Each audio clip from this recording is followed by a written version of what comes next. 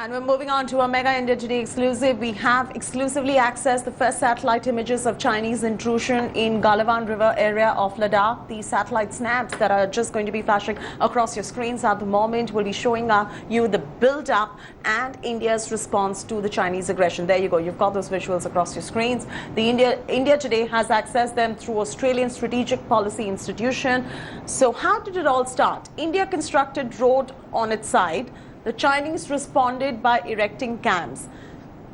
You can also see the China build-up. The Chinese have deployed their forces. You can see the Chinese durable tents in the image. The red trucks of the Chinese are also visible in the image that has been accessed by us here at India Today. In response, you can also see Indian reinforcements at the scene after Chinese provocation. India is equally responding to the Chinese aggression. My colleague Shivarur, who's brought us the story and the exclusive images first on India Today, also spoke to Australian Satellite Imagery Expert who zeroed in on the pictures of Chinese incursion in Ladakh, and here is what he told us.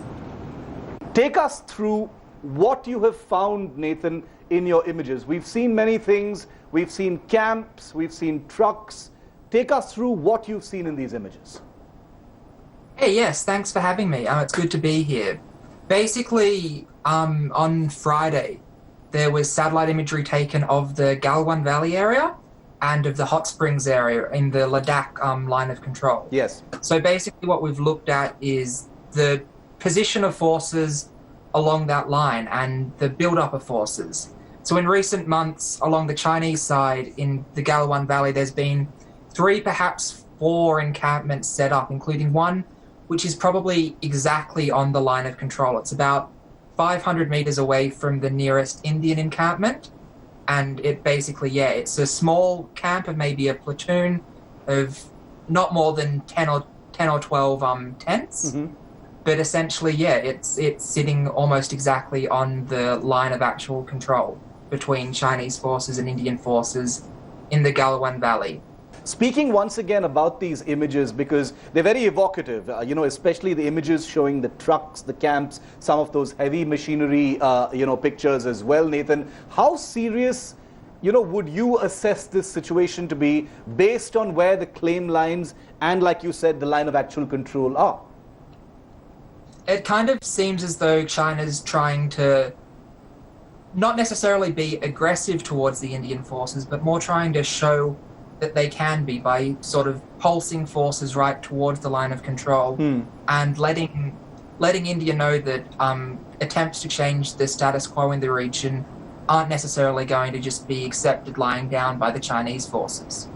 Some of those tents look like they're durable tents, not just temporary tents, Nathan. And again, about the trucks and the heavy equipment suggest, would you agree that it appears to suggest that the Chinese aren't planning to pull back anytime soon? Does this look like this is going to go on for a while?